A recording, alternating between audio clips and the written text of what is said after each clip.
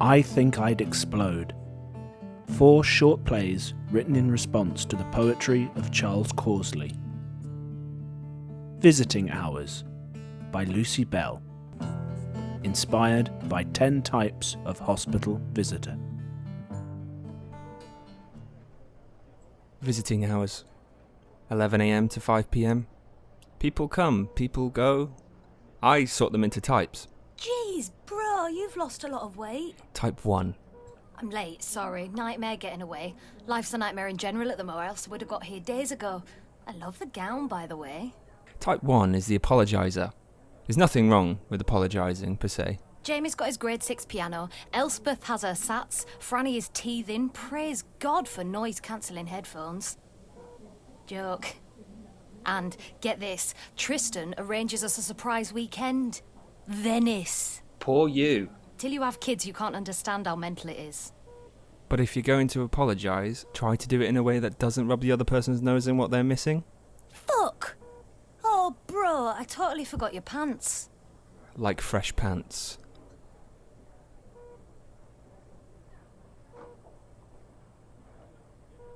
Hospital visitor type 2, the believer. If their dog collar doesn't identify them, their hairdo will. Or lack of it. Easily seen off with earphones. Would you like to pray? Or a difficult question. So, why is there suffering? What? Oh, I'm definitely going to the fiery place. Hospital visitor type 3, the ones you actually want to see. I'm not sure I can relive it. It was actually quite traumatic. I think I even have PTSD. Lynette from school. Everything gives her PTSD. But seriously, listen to this. I'm in the reception, and the woman, the assistant specialist, whatever you call them, came out like size 8 and pristine, obviously, in her tunic, and I stood up, and she said, oh. And so I said, is there a problem? And she said, well, just that you're a bit late and we have less time. And so I explained that when I rang to say I was late, the lady on reception, which I now realise was her, said, come anyway, it'll be fine. But now she goes, I hadn't realised you were quite so pregnant. Just that surface area is, a factor in how long it takes, and my next client's in at 15:15. And I said, can't you just do it quickly? And she said, that will incur a risk of streaks, because you have to go over slowly and evenly a few times, and the larger, more curvaceous, pregnant. Yes, the larger/more pregnant ladies may have to lift their chins or stretch out parts of their arms or legs to avoid getting white patches in the folds. Seriously, that's what she said, folds. And I started thinking, did my mother buy me this pamper voucher as some sort of passag quest to demolish my self-confidence, so her unwed pregnant daughter bottles it and goes for adoption, or marries her hairdresser's son, the one with many wonderful inner qualities, whose breath smells like off milk? I wouldn't put it past her. Hello? It's the head. No, I don't know when he's going to stop slacking. Sorry, could you just repeat that? Yeah, he's in my tutor group. Well, he has been a little... Well, that's just Jamie. It's in his plan that he... Well, they were presumably aware... He's been in that placement 6 months. Where's he supposed to go? Could I? Can I talk to the foster carers? Great, thank you. Unless it's a real crisis. I've got to go. Jamie Trindle's been kicked out. In which case, she just glides. Oh, I thought you might need some fresh undercrackers.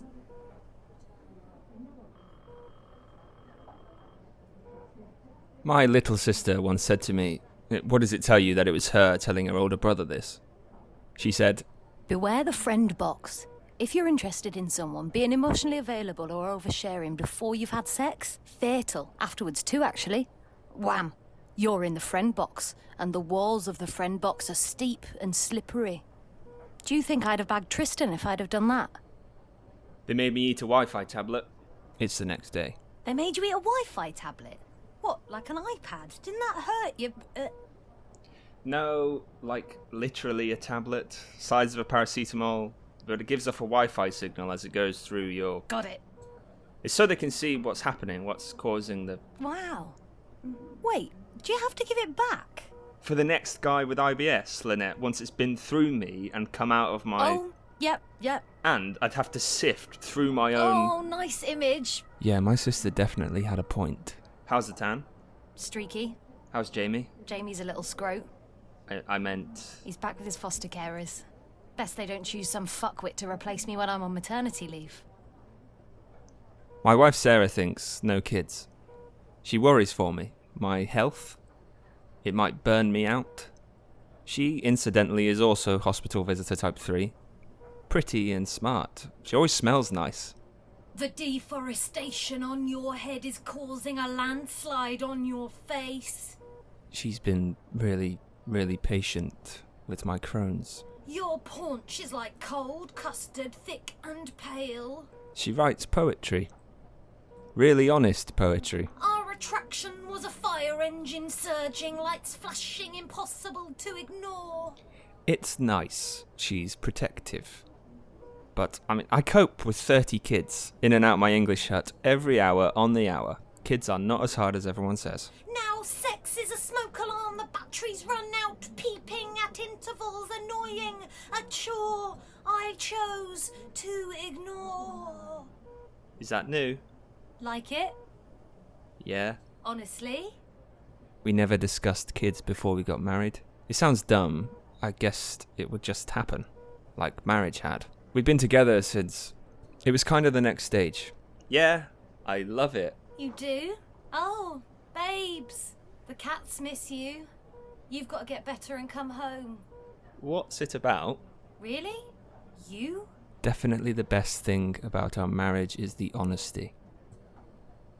The fourth type of hospital visitor, often an ant, eats your grapes. And your chocolates. Asks the nurse for tea. Can I have another cup of tea here? With biscuits. Right, I must be off. I don't mind. I'm not hungry.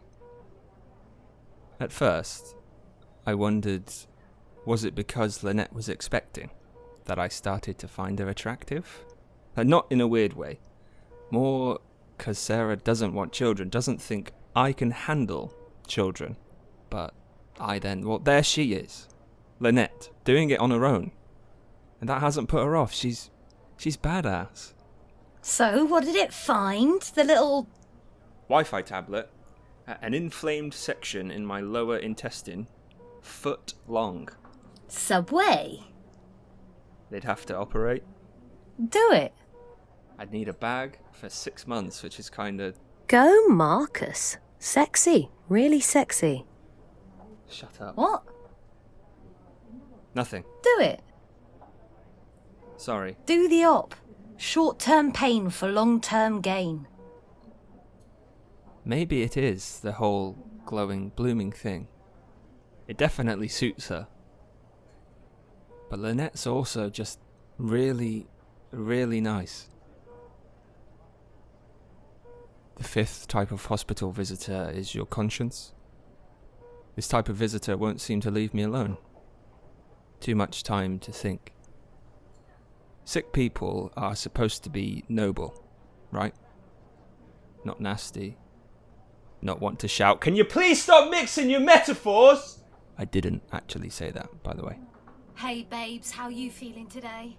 But maybe sometimes the nasty thing to do is the right thing to do. Short-term pain for long-term gain. So, I've got a new poem for you. It's called Marrying Young. Ready? Sure. And after I hear it, could we maybe have a chat? Oh? I'm gonna have the op. But that's not it. Right. Visiting hours. 11 a.m. to 5 p.m. A lot can happen in 6 hours. Do you want a grape? In Visiting Hours by Lucy Bell, Jordan Ashton was Marcus, and Samantha Lund was sister, Lynette, wife, and other visitors.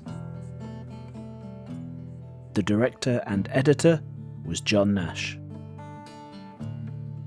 The title music was Spencer the Rover, performed by Stefan Kartenberg. Night by Hugh James, inspired by Ballad of the Breadman. This part of town never sleeps. That's why I like it. Cope with it. The night is a different place. Its own smells, its own imagination. The people are different. During the day, it's benign, and at night, the beast comes out. Sometimes it lurks in the shadows, but it's always there. It's when I'm more comfortable, when others aren't. It's the time when I can think about him without the time to fall apart. There's a neon sign up there saying diner. It's pink. It's meant to look American. The Southern Fried Chicken is from Torquay. Smallville onion rings describe their size, not their Superman origins. And there are no more corners to cut when it comes to quality. The burgers really are cardboard. But that's good. It means vegetarians are catered for. Only you can't have the bun if you've got a wheat allergy because it does actually contain real flour. The regulars are croupiers, cabbies, sex workers, transport guys, all people from the hospital. And irregulars are everyone else. Ooh, like this kid just coming in, covered in blood, drenching his designer clothes he got from the market. He wears the haunted look of an undernourished childhood, a time when he was never a child. Can I help you? Shit! Would you like anything? What? You've got blood on you. I bleed easy. My brother's one of them things. I caught it from him. Haemophiliac? How do you know? They had one on casualty. My brother can't go out. In case he cuts himself. In case he gets caught. You got tranquilizers? The pharmacy's over there. It's shut. So why ask me? Women have these sort of things. What sort of women do you know? My sister pops them like Pringles. Oh, whatever turns you off, I suppose. They sedate her. Don't you ever need sedation? Oh, all the time. If you're selling things to customers, you should carry first aid. You'd have to order something to be a customer. What? In the usual to and fro of the cafe trade, that is the norm. He has a tea. I tell him the hospital is near, but he doesn't want to go. Most of the blood isn't his. It feels good, cleaning him up. Useful. I can worry like the mother I haven't been. If anyone comes in, you haven't seen me. He leaves £10 from a wad he probably hasn't had long. Never get involved. Getting involved on more than a waitress-customer terms is a big mistake. I make it all the time. Life in all its disorder presents itself to me, and occasionally I want a piece of it. And as a pick-up joint, this place isn't bad. People alone at separate tables, making eye contact and wondering if, at 3 a.m, this is what they want, who they want. Some men find waitresses attractive. A friendly woman, taking orders, fetching, carrying, cleaning up after them. I wonder why that is. Even at my age, the chat rarely stops.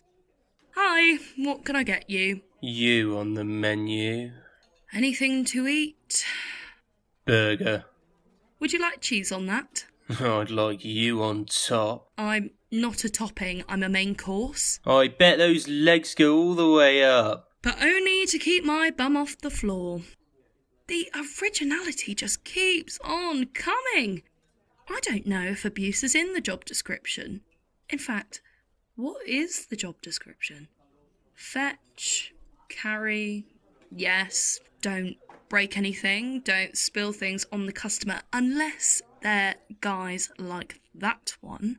Remain civil, write orders clearly so cook can understand, and smile on occasion. Accept crass stupidity, ignorance, rudeness, drunkenness, swearing, though usually not aimed at me, and groping. Last week, some guy grabbed me as I walked past. Oh, yeah. If you don't remove your filthy mitt from my arse, I will call the police after I've poked your eye out with my pen. Oh, sorry.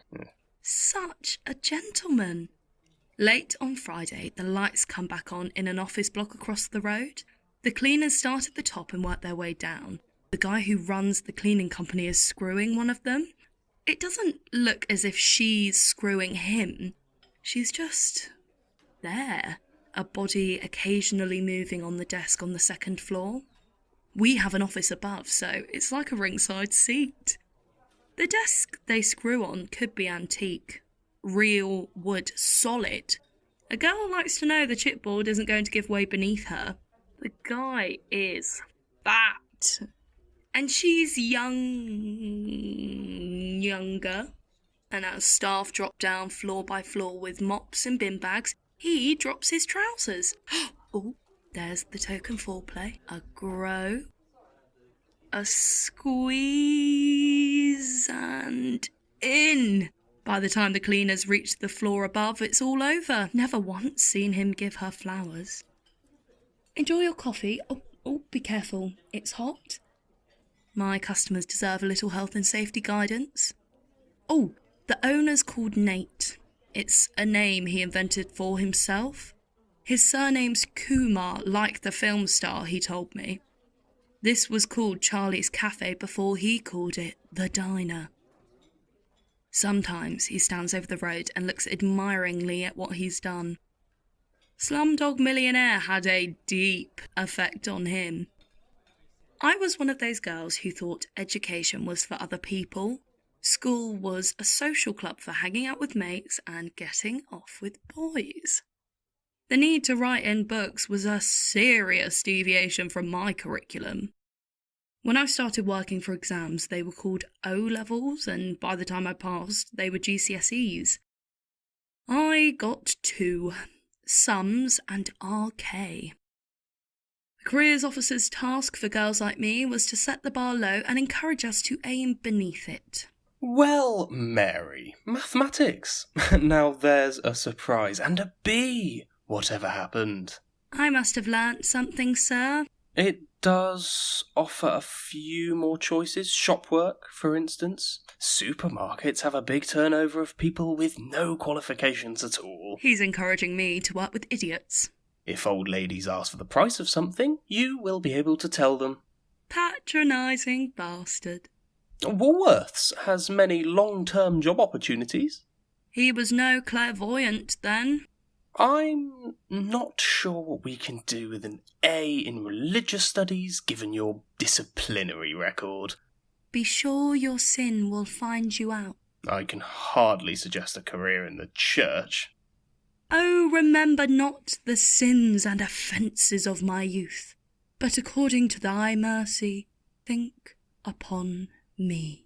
Quotations will not be much use. Doesn't it mean anything that I'm good at something?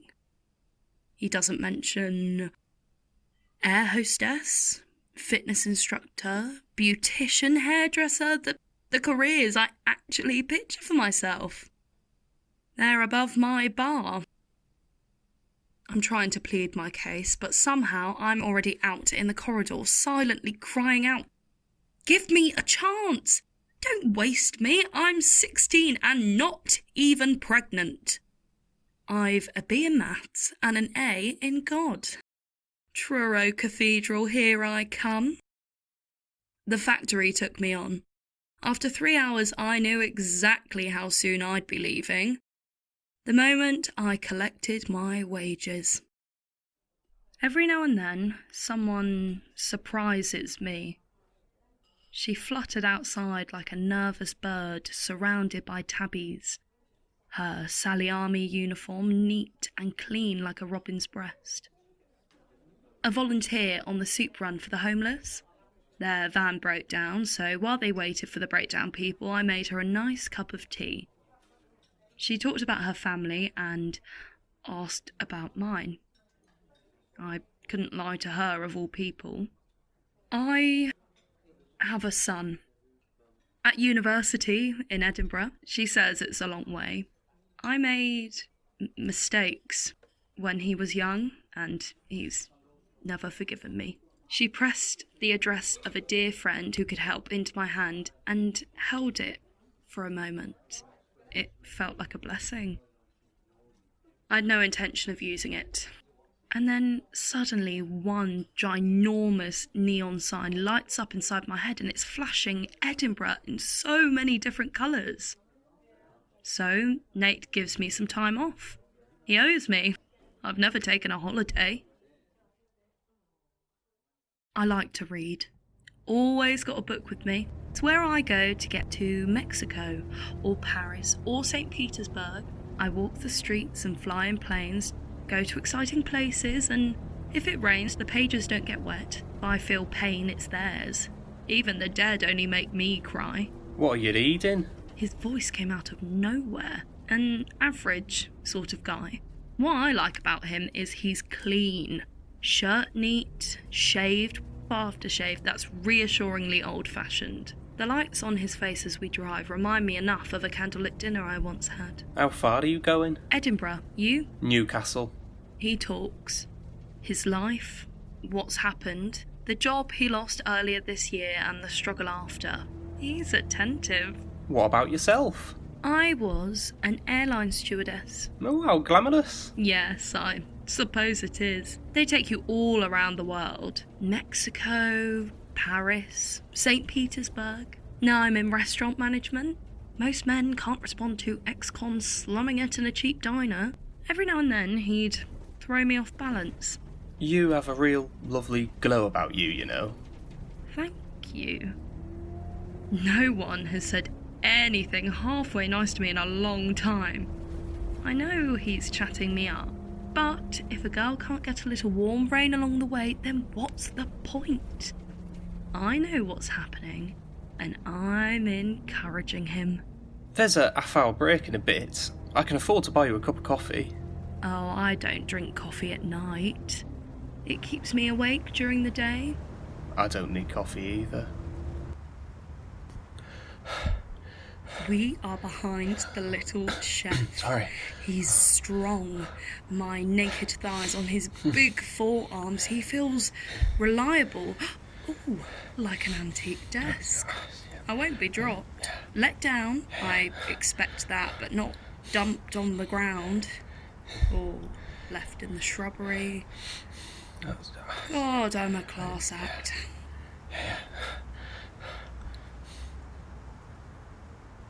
I go back to my book. Harry goes to sleep. At Newcastle, he says goodbye and thanks me. It's quite sweet. I don't thank him. Newcastle looks like any other town in England.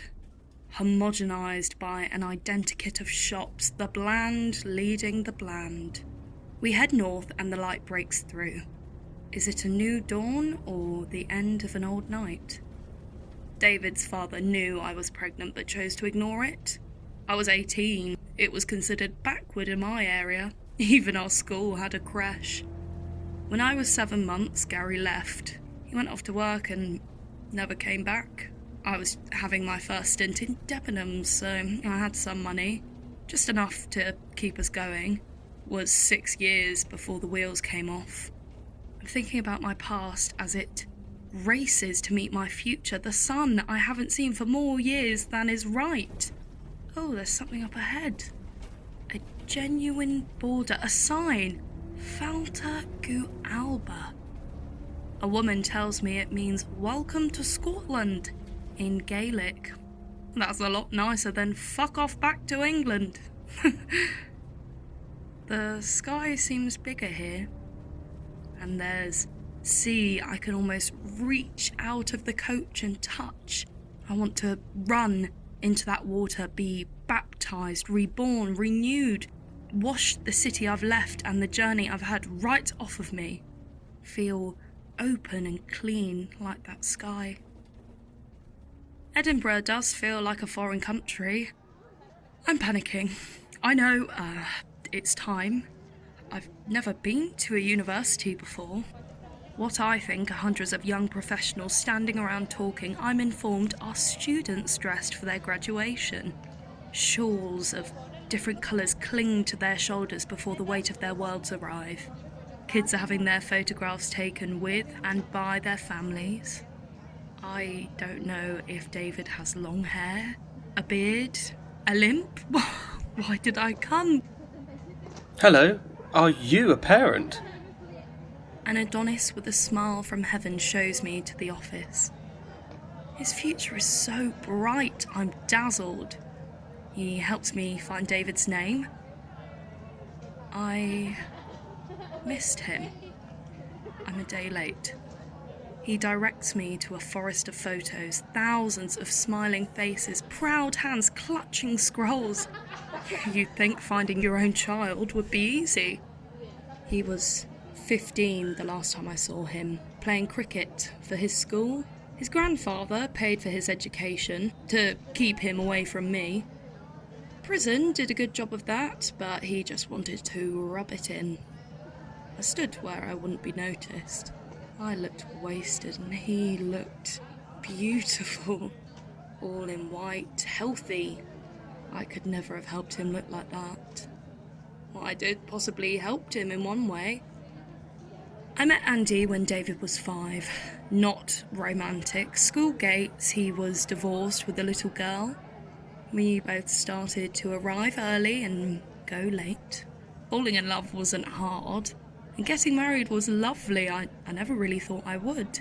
Having another baby was the problem. After 2 miscarriages, we saw a specialist. She found we could both have children, only not with each other. We had 2 kids anyway, but somehow I missed the part where having another child was more important to Andy than having me. His affairs and abuse started as a drip, and then became an onslaught. Self-preservation is all you have left, and you have to take that moment or you're lost. I stabbed him to stop him, not to kill him. But I stopped breathing the day David left and only started again when I saw him playing cricket. Calling the police and ambulance went in my favour, but kissing David goodnight was the last motherly act I performed. The last time I felt his breath on my face, his arms round my neck, smelled the love I'd fed him on his cheek. Here, the face in a million. Oh God, he looks wonderful. I wish he knew how proud he's made me. I order a copy of the picture. Hi, what can I get you? I'm in the part of the city that does sleep, and wherever the beast lives, it isn't round here. The restaurant was born in another era. Well-set tables in ornate Victorian surroundings, staff growing old with loyalty. The faint, clean smell of fresh, well-cooked food. How different from the diner. I'm with ladies who lunch in graduation families. I think I'll treat myself to a glass of white. And what is haggis and neeps? Ah, Scottish specialty. A little spicy, but very warming. Definitely not for vegans. I'll try it. I'm a waitress down south. Nothing like this. It must be nice working here. Aye, it is. I'll miss it. I'm going back to teaching. I don't have to, but my old school is short of teachers, even ones long in the tooth, and I may never be asked again. No, I must say I've been very happy here for many years. You couldn't ask for a nicer situation, and the food's excellent. All proper ingredients. Cookie insists on quality. Most of my regulars are lovely people. Doctors, lawyers, professors, and students sick of kebab, although mostly they're brought in by relatives. Are you open nights? We close at 11:30, but I don't do nights. I like my programmes too much. You need a different temperament to work nights. Are you looking? Mr. McGregor is looking to hire someone competent. He prefers a more mature. We sort of fit in here. This is the city of festivals, so you won't get a moment's peace when they're on. It's a good time for tips, though. Oh, now here I am chattering away and you look famished. If I'm here, there's always a chance that door will open. Never let hope destroy my desires, and who knows what they'll be tomorrow.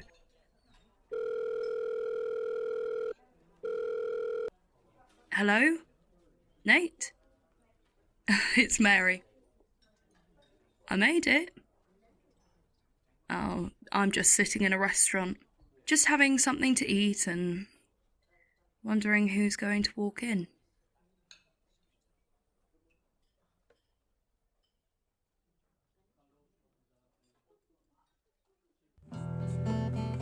In Night by Hugh Janes, Jodie Paget was Mary, and Sam Hunter was Gary, customer, Harry, waiter, and others. The director was Helen Gilbert. The editor was John Nash. The title music was Spencer the Rover, performed by Stefan Kartenberg. A Certain Man, Charles Causley in his own words, compiled and edited by Simon Parker. Do you know, if I didn't write poetry, I think I'd explode. All poetry is magic. It is a spell against insensitivity, failure of imagination, ignorance, and barbarism. All through my teens, I had the urge to write, and tried all kinds of forms. Plays, novels, poetry, short stories, absolutely everything. And I was hampered by the fact that nobody had ever said to me that the material for poetry is what lies under your nose. You don't go and search for it. I felt that my own life was too restricted to ever produce anything interesting enough to put into a book. So as a child, and when I was still in my teens, I was writing plays about London, even though I'd never been to London. I didn't know that all I needed was right under my nose in Lanson. There was no opportunity to write aboard ship, but there was the opportunity for the preparation of writing. In the 1930s, I didn't really know what was my line. I knew that I should be a poet or a playwright or a novelist. That's what I wanted to be. But being in a small ship or in a shore establishment somewhere meant that one had a job to do, and that one could not really write a novel or a play. One simply didn't have the time or the physical space. But poetry can be written in the head without anyone else having the faintest idea of what's going on. And I've gone on writing my poems in my head like that ever since. The thing about poetry, about all creativity, is that it is a compulsion. One never really feels one wants to do it. One tries to invent all sorts of jobs which will prevent one from making a start, but it is a compulsion. One gets a notion in one's head that sort of ticks and knocks away, and it really gives one no rest until it's been laid like a kind of ghost, and then something else slowly begins to appear. But of course, one can't write poetry all the time. I think it's very important for a poet to engage in activities connected with poetry, a very great deal of reading the great traditions of poetry and study and thought, not getting too far away from it.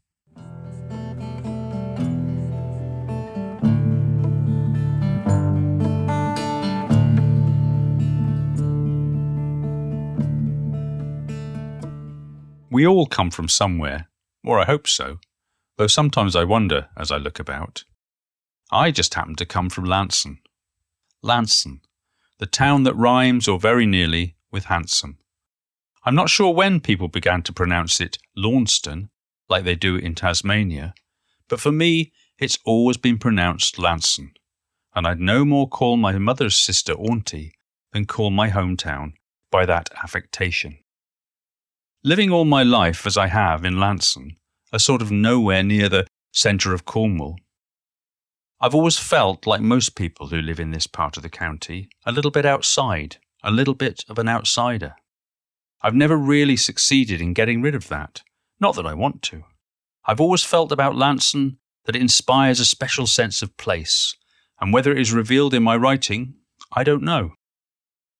Lanson has always been a sort of secret place, rather removed from the centre of things, as it is physically on the map of Cornwall.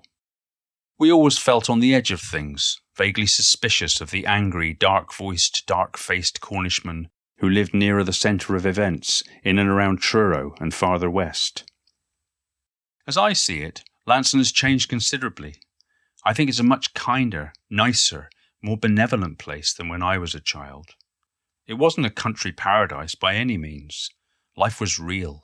Life was earnest in those days if you were working class and hadn't got much money coming in.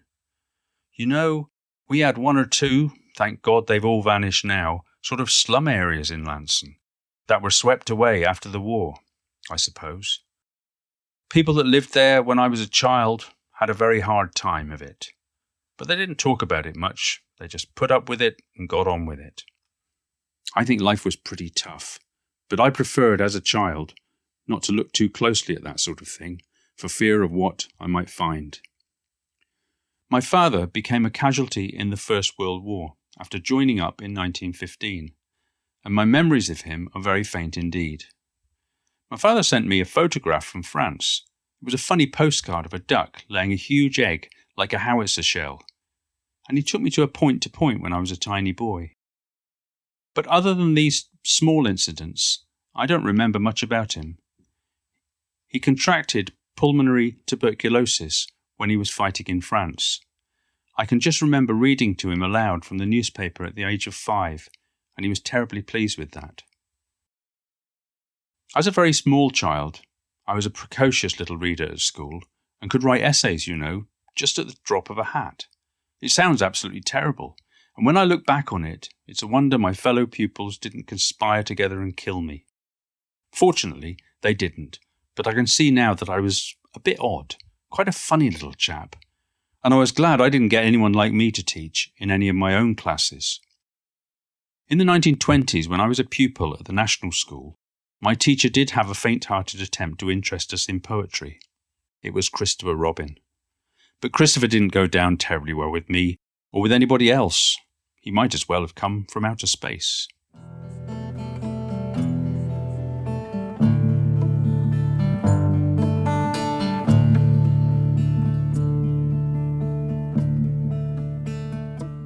I left school at 15 when there was an unemployment figure of a couple of million in the early 1930s and got a job with a builder in the office and then with an electric company. I worked with the most delightful people, but it was the most staggeringly boring job. I have to be grateful to Hitler for one thing, and that is for getting me out of life in an office. I opted to join the Navy through pure ignorance, really. I'd read all the First World War poets, and the accounts of what happened in France and Belgium didn't appeal to me at all. All the 1930s poets influenced me enormously, particularly Auden, whose work I enjoy beyond measure. In the Navy, I found myself in this totally new world, with its marvellously Elizabethan language and slang. It was all wonderfully exotic to my ears. The notion of going to sea, I suppose, was a romantic one, but a rather mistaken one in my case. I wasn't a very resourceful sailor, and I've never met anybody who loathed the Navy more than I did or felt so uneasy on what Shakespeare called the wild and wasteful ocean.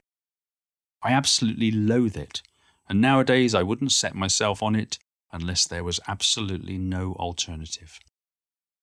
Although I've lived all my life in Cornwall and knew from tradition and from reading what the sea could do, I had no conception of just what kind of element it was until I found myself on a destroyer in mid-Atlantic.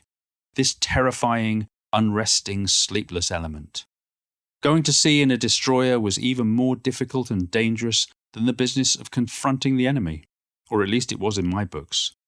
A very dangerous, unpredictable element indeed.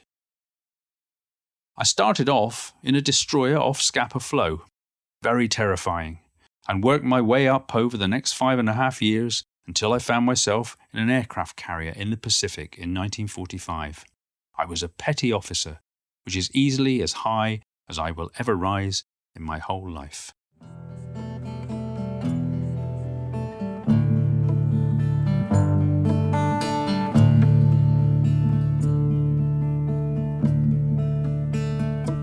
I made up my mind during the war that if I survived it, I would do what I wanted to do. Consequently, I threw up my old job and got a place at what was then called a teacher training college, and took a course and emerged as, I thought, a teacher. Quite by chance, a job came up in my own hometown, in the very school I had attended as a boy. I was sure that this was a terribly wrong thing to do psychologically in every kind of way. It was quite accidental that I should end up there, but I can see now it was a very lucky accident. I began by being faced by 14 and 15-year-olds, and then the school system changed. It was in the days when secondary modern education was introduced, and our school became a primary, and half the staff went off to teach at the secondary modern, and we were given the choice, and I decided to stay with the younger children, because I didn't want to specialise. I was much happier trying to take everything from religious instruction and disorganised games to needlework and God knows what else. It was really like a long-running variety show. There was never time to get bored, and I must confess I loved it. I think it would be wrong to put it on an act and label what I did with a capital E for education. I don't think I ever taught them anything. I'm sure I learned far more from the children than they ever did from me. But I always read them poems and stories that I liked, that I enjoyed, and I think children catch fire from this kind of enthusiasm. I was determined to enjoy myself, and I never went to school with a heavy heart. I used to set off feeling like a 19th century explorer with a butterfly net and all the wrong equipment, as if I was going into undiscovered territory. You never knew what was going to happen. Children are often badly treated by adults who fail to understand them, but if you get kids on your side, they'll die for you. They're heroic, and I love the way they go flat out at things. Timothy Winters comes to school with eyes as wide as a football pool, ears like bombs and teeth like splinters. A blitz of a boy is Timothy Winters. I'm sure they're still there today at the back of the class, making themselves invisible to authority. There are people like that in the schools, in the army, the navy, everywhere, and I'm glad that I wrote the poem about him and called it Timothy Winters. He'd be very surprised if he knew that I'd had a shot at doing that. It was a very difficult thing to do. I'm not sort of boasting about it. The poem could be a lot better, but he provided a subject that was right and absolutely ready-made in my hand. Wonderful. I don't think children are any different now, any more than a tiger or a lion or a hissing boa constrictor. They're there all the time, but they don't reveal themselves.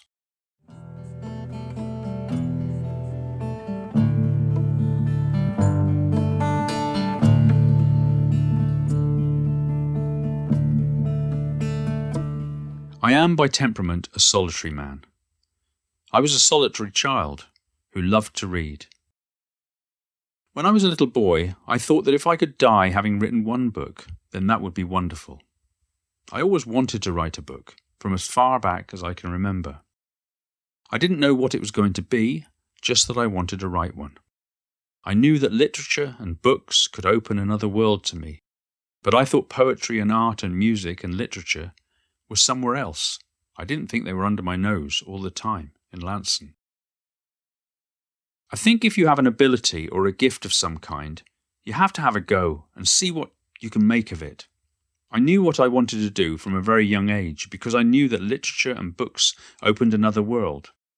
In writing, you should never surrender, but keep going, because when you succeed, it is a good feeling. And the writer's most interesting work is the piece he is engaged upon at one particular moment. Some have said I should be poet laureate. It's horrific when people say things like that. I try to forget those comments. They put me off. My sense of humour is too strong for that kind of thing. You have to make sure you don't take yourself too seriously, which I hope I never have. And I can't really complain because I survived Hitler and one or two other nasty moments. Here I am, and I don't know what will happen in the future. We'll just have to hope for the best. When I was a little boy, I thought that if I could die having written one book, then that would be wonderful. Well, not too long ago, I counted up how many I've written, and there are 31. Not bad for a Lanson boy. But really, the whole thing is just as much a mystery to me now as when I started. A farmer friend from Lanson asked me the other day what was wrong with me. I think it's called Anno Domini, I said. Good Lord, said my friend. I've never heard of that. Excerpts from A Certain Man, Charles Causley in his own words, were selected and read by Simon Parker. from his book of the same name. The recording was by Barefoot Music, edited by John Nash and Alex Robbins. The title music was Spencer the Rover, performed by Stefan Kartenberg. The Invite by Mich Sanderson, inspired by I Saw a Jolly Hunter.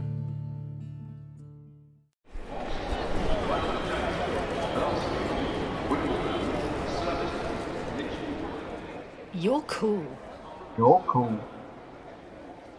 There's this guy at the station who's giving me the look like he thinks I'm cool. He does. You know he does. And I see that. I hold his gaze for an entire second. Okay. Then casually look away because I'm getting a travel card. He's topping up his oyster. Looks busy. Done. Done.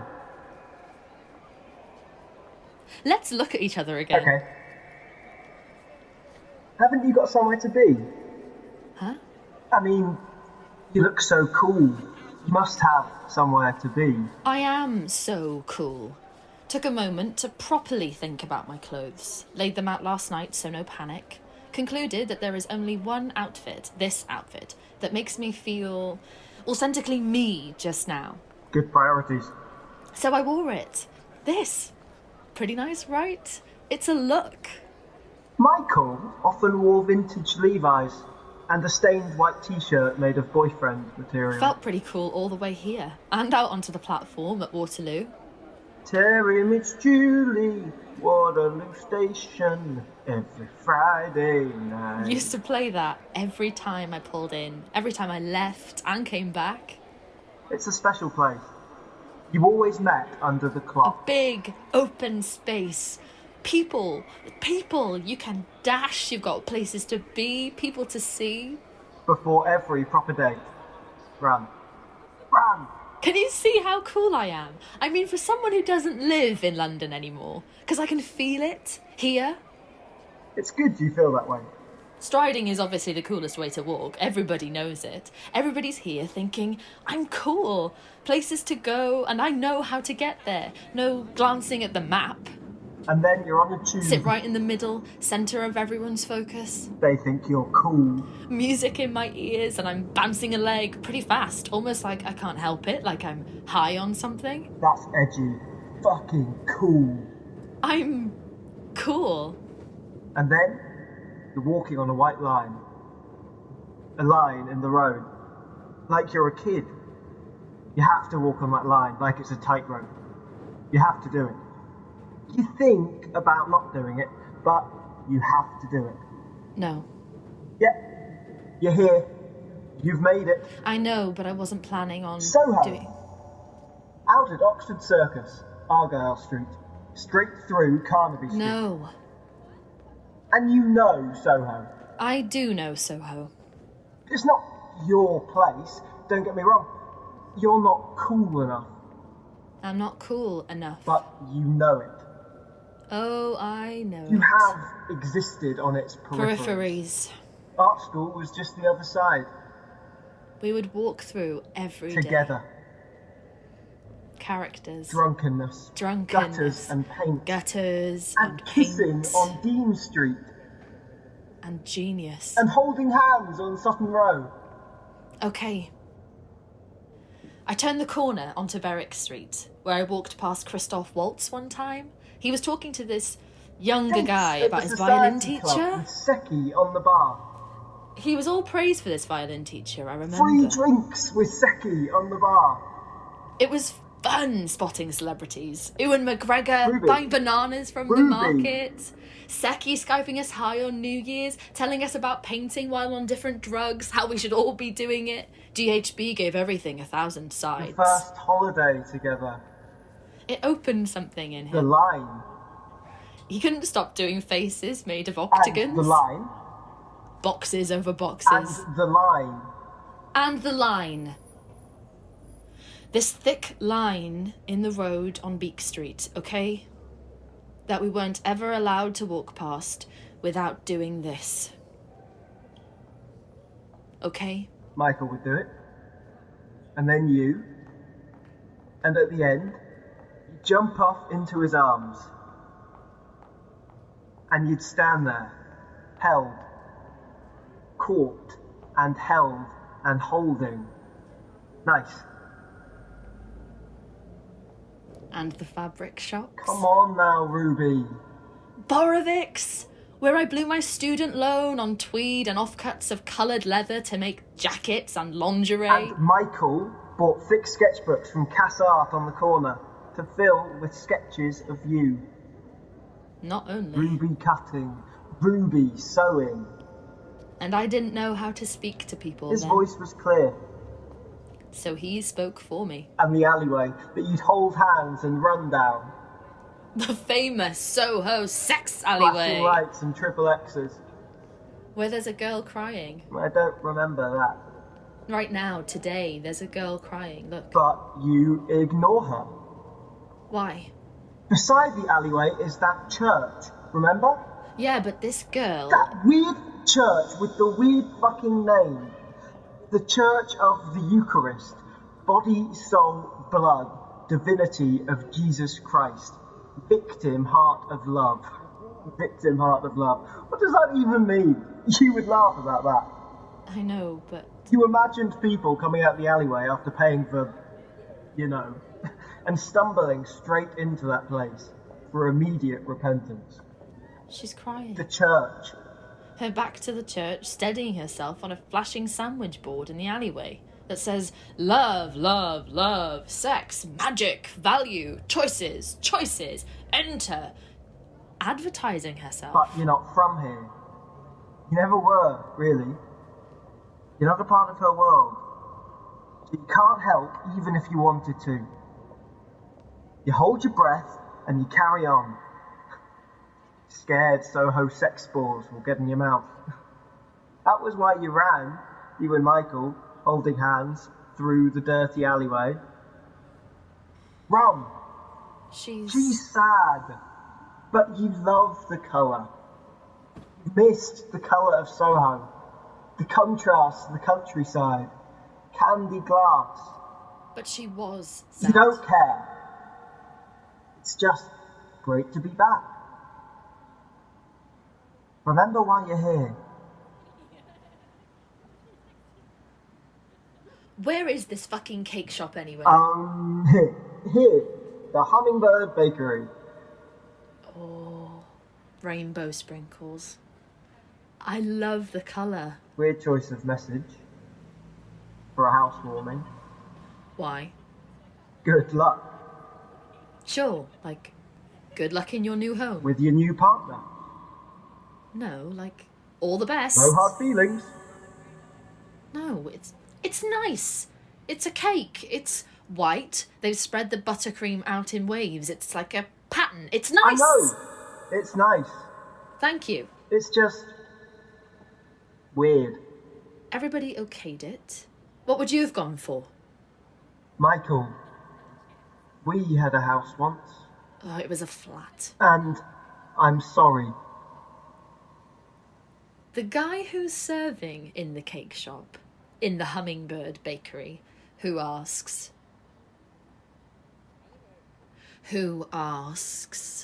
Does everything look okay for you?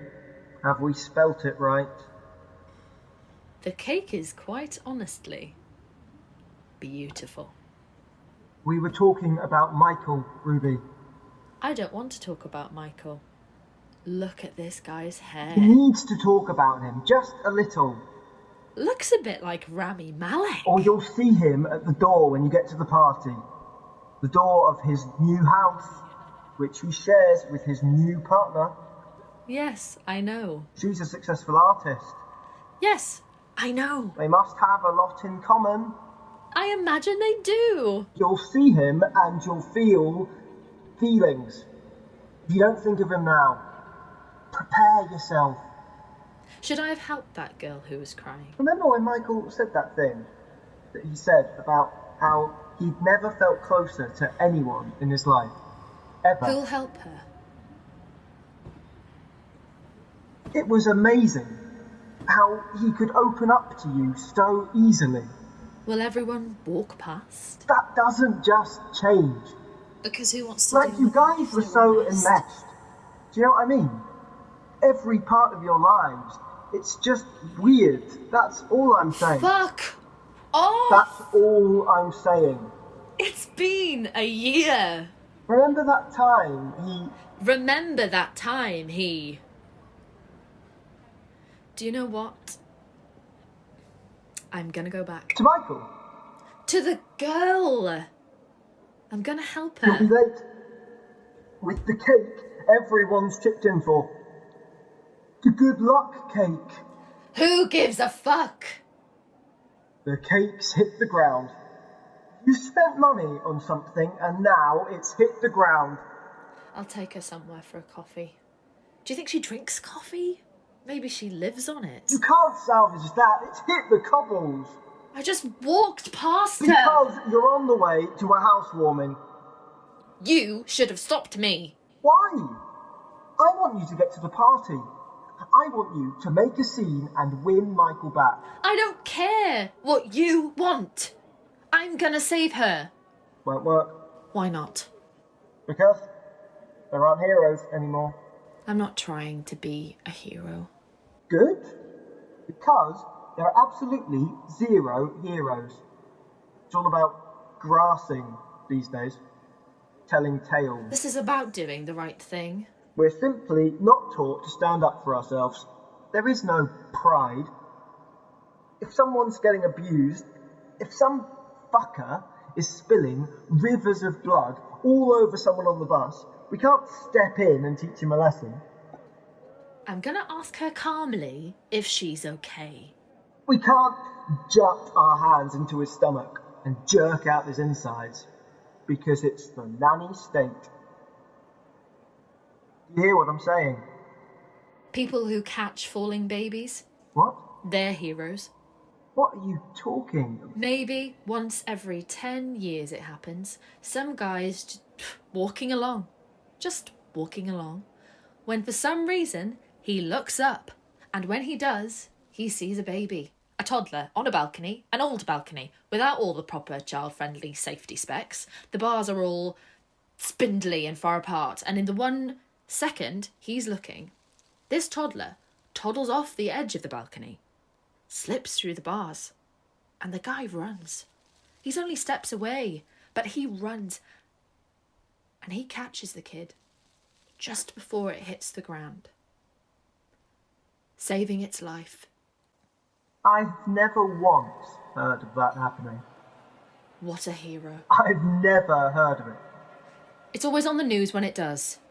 So, you're gonna catch her? She's gone. Oh, that's a shame. Fuck. Maybe someone else helped. Maybe. Maybe someone stopped and asked her her name. It's possible. Do you think she's okay?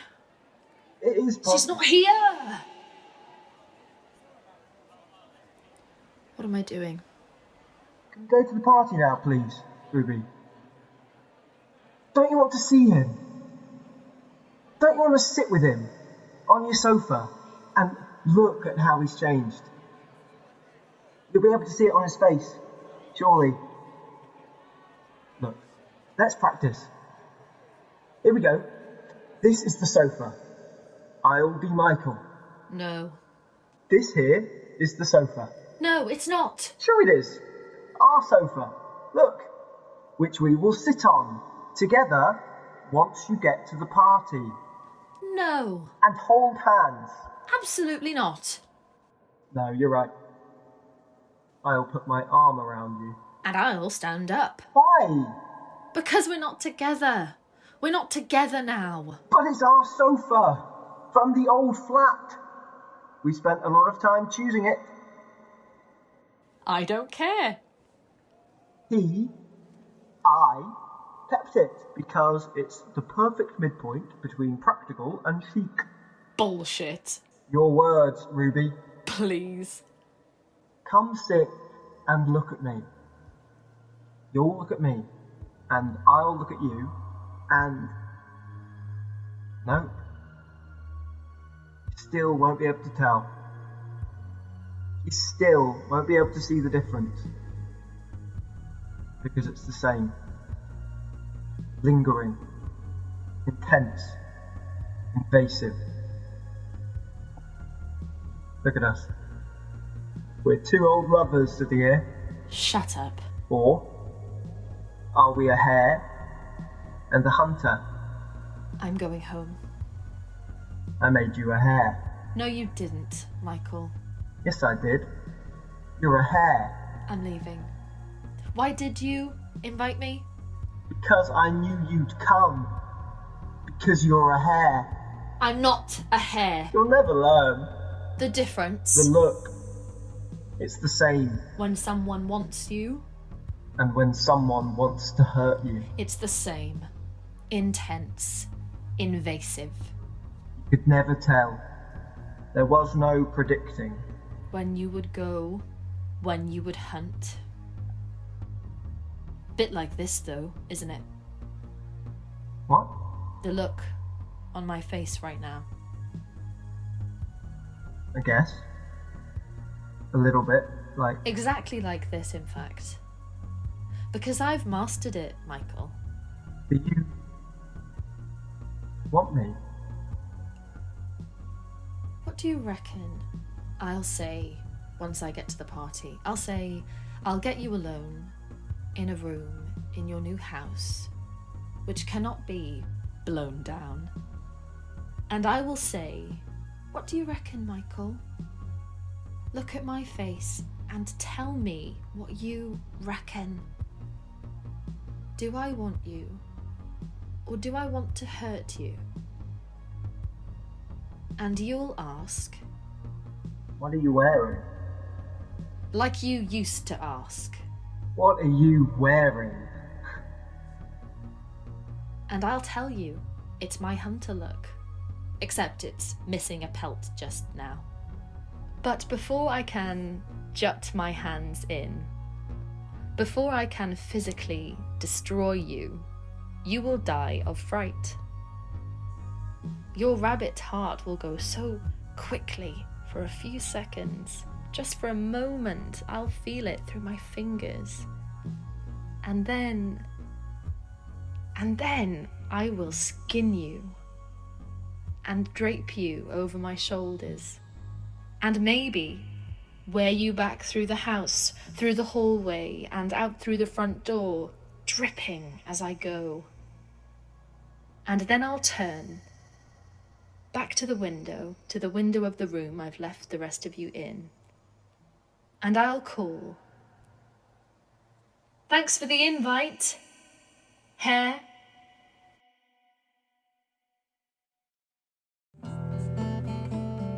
In The Invite by Mich Sanderson, Marina Johnson was Ruby, and Aidan Bailey was the voice.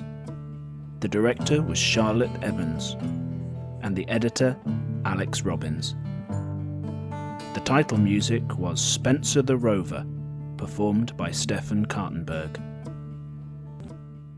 Nursery Rhyme of Innocence and Experience by Olivia Lowry, inspired by the poem of the same name.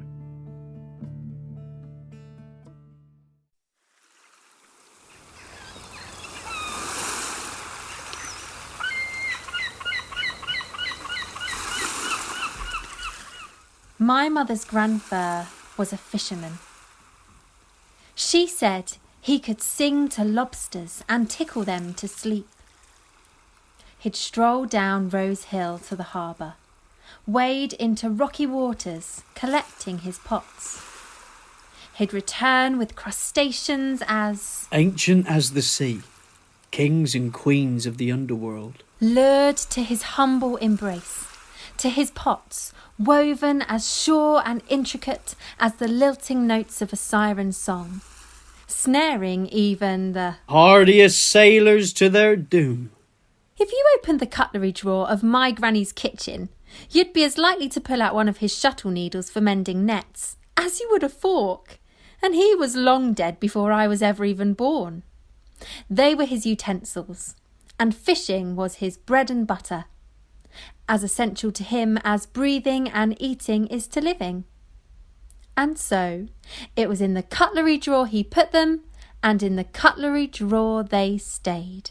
It isn't a very big kitchen. It's small, narrow, and as poky as a galley on a ship. Enchanting. Was the word the lady from the holiday company used, a charming and rustic Cornish cottage. Perfect for families. The house was built by a naval architect. You walk in, and it feels as though you're on board an old ship.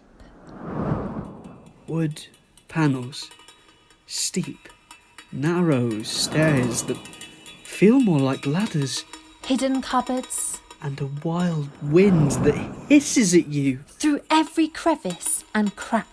The cottage faces out to sea like a sturdy and true vessel. She holds fast through any gale, takes every beating and winter storm the sea throws at her. The Atlantic hammers at her doors and windows like a tormented lover, desperate to be let back in. On calmer days, when spring is more than a promise and summer winks at you, skipping ahead like a coy daydream, you will hear the villagers chatter like blackbirds and tourists shriek and swoop like gulls. The real seagulls, the ones the size of cats, they were my granny's greatest enemy.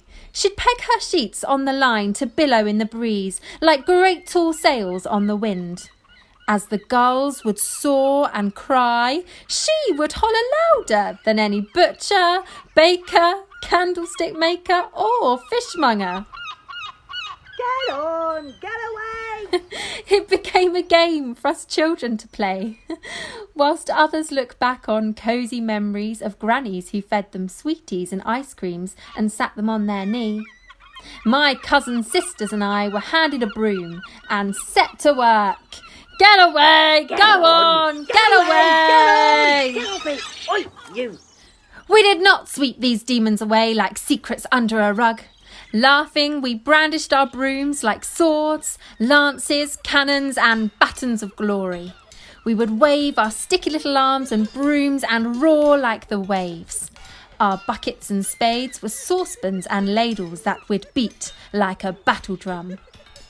We were warriors. Feral protectors of copper-boiled linens, tablecloths and other certain intimates. I was always the sandiest child.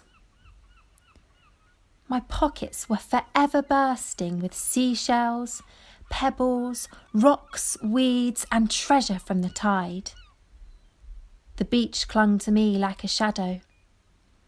I would come trailing up the hill to the house, always a bit behind, a bit distracted, a bit tangled in some old rope that trailed after me like a tail.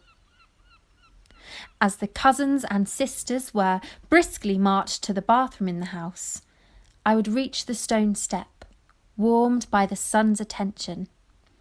My gritty little toes would not have crossed the threshold before I would be ordered back out again. As my trinkets and shells and shrimps sloshed and clanked in protest, I would be marched to the outside lean-to and met with a tap so inconsistent in temperature and frequency it seemed to stammer a torrent of stinging insults.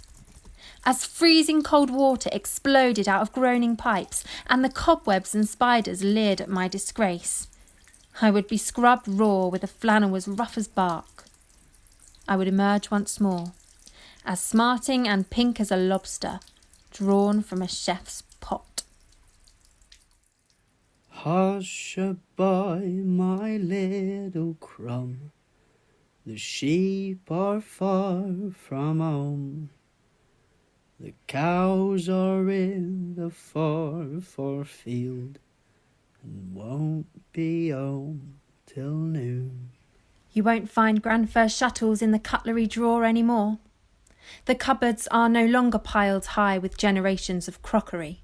There were 12 plastic basins underneath the sink. Why on earth did she keep 12? It is sparse, minimal, fresh and new. There's a visitor's book for guests to leave a message and write about their stay. I like that. I catch my mother leafing through it whenever we go. I like people to make memories here, to return, feel comfortable and at home. But they do not know that there is an old Bible in a forgotten cupboard. A dusty great tome with names and dates of family members scrawled on the front page. A litany of endless marriages, births and dates of one home, drawn out and threaded together like the lines of the tide. I do not like the white mugs and cups and plates. Their porcelain perfection feels so at odds to a house that is all curves and wonks and slopes. In the visitor book, one holidaymaker wrote that it was a delightful stay. But really, for a house advertised as well-equipped, we should have been provided with the correct utensils. Crab knife, crab mallet, seafood cracker, seafood picks, champagne glasses, etc. etc., etc. Hush-a-bye, my little crumb. The sheep are far from home. The cows are in the far, far field and won't be home till noon. When Grandfir serenaded and stroked the lobsters, they would fall into some kind of trance, a sleepy stupor that stopped them screaming as they were plucked from the sea's choppy shores and plunged instead into boiling, raging waters of the stove. I never ate a lobster until I was almost a woman grown. They were certainly never a frequent guest at that well-scrubbed table of the parlour. My granny doesn't even like fish. Oh, I hate the smell. My mother is sure she's allergic to shellfish. They make me come over all fainty. They were all for his fish round, really. Why would you eat royalty when you could sell it to the highest bidder? He had his fish round from Port Gavin to Port Quinn, Boscastle to Tintagel. He had his country rounds, going inland, Pendarget to David Stowe. He would weave his way, a tapestry of old places, old faces, old friends and fresh fish, never without a flat cap on his head or a cigarette hanging from his lips and ash down his jumper. Each round of his would take so long because he knew everyone. He would stop and chat, have a cup of tea, share a story, a gossip and be gone. My mother would tell me this with a roll in her eyes and exasperation on her tongue as I gazed at her bemused. Her mother kept 12 plastic basins under the sink. Just in case. And my mother can make a stroll to the post office take half a day. She knows everyone and their dog. We'll stop and chat and chew the fat as I stood there churlish with childish impatience, foot tapping out every second and minute spent standing still. Her Grandfir's mother died when he was just 14. As he walked through the village at the front of the funeral procession, the sky spilling the tears he could not shed. A little girl looked out of the window at that young man, marching arm in arm with heartbreak and dressed head to tie in grief. She turned to her friend and said, I'm going to marry that boy one day. That same year, that same boy joined the Navy and became an able seaman. He sailed to every continent and travelled the world. And as he would sit up late at night, casting his stories like a fishing net, he would say that for all I've seen and all the places I've been, there's nowhere better than right here. And there he would sit, hand in hand with his wife, who'd spent her life making sure his heart never did break again. They would sit together in the parlour of that little enchanting fisherman's cottage. Enchanting! Built like a ship to hold fast and weather any storm. They'd turned that cottage into a B&B. Why would you bask in comfort when you could share it? With the highest bidder. Really, it was a steal. Sea views, cooked breakfasts. And tall tales. Hush-a-bye, my little crumb. The sheep are far from home. The cows are in the far, far field and won't be home till noon. There was a day, last September, when I found myself back in the village, my feet following the path up Rose Hill from the harbour to the house. I stood on the front step, the stone heavy and wet with the day that was running down our faces and my neck. I took a deep breath and knocked on the door my hands had traced 100 times. Hello, I said. This is my grandmother's house. I stammered as the holidaymaker looked at me with an impatient sigh and a tight, strained smile, as the early autumn wind laughed in my ears and the rain mocked my back. Can I help you? She said, her foot tapping with every minute, every second we were stood still. I was in the area and I just... Is there anything you need? My feet had followed memory as surely as a tight muscle follows a stretch. Hush-a-bye, my little crumb. The sheep are far from home. The cows are in the far, far field and won't be home till noon. As we stood on the doorstep of my childhood, making stilted conversation with painful politeness, it dawned on me, as surely as the sun meets the day, that on sweet summer mornings birds will sing. Villagers will chatter like blackbirds. And tourists will shriek and swoop like gulls. Every lilting trill and shrill caw have always been a part of the choir that sang the song of this place. Blackbirds and seagulls were born to soar and fly, make a nest and depart once more. Some to return to this place. And some to find another home, another shore. That is the secret my mother's grandfern knew, as he sang his songs and caught lobsters in his pots.